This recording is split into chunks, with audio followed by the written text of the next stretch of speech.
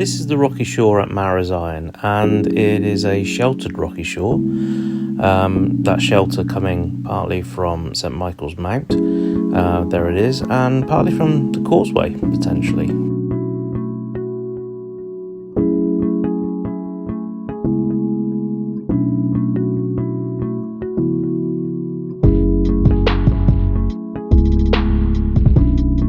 At this state of tide, the only bit of shore that we had was the middle zone, where the seaweed types here are able to deal with some degree of desiccation.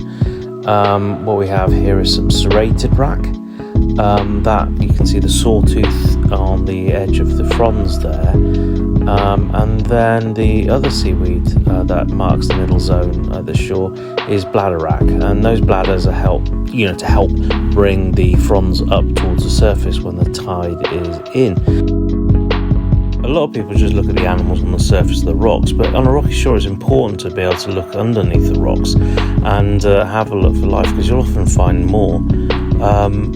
On these, I noticed there's these calcareous tube worms, and then I nearly put it down, but then I saw this shore crab.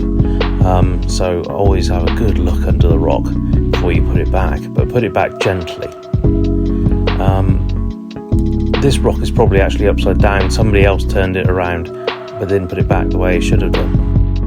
A variety of crab species on the shore here. This is a furrowed crab. Notice the deep sort of grooves in the shell. If you're going to pick up a crab, handle them with care, for their sake as well as your own. Across the shell, at the back, behind the claws, with your thumb and forefinger is always a good way to do it, and then place them back gently where you found them. Here we've got an edible crab, plastic crab because of the crimp around the shell. And then we've also got some dog whelk eggs. They look like animals themselves really, like filter feeders, but they're actually eggs. And then that beetle anemone in the corner. Some more calcareous tube worms as a feature too. So this is the worm pipefish. This is a relative of the seahorse, and like the seahorse, it's the males that look after the babies. You can tell that this is a female because it doesn't have the groove along the front on her belly.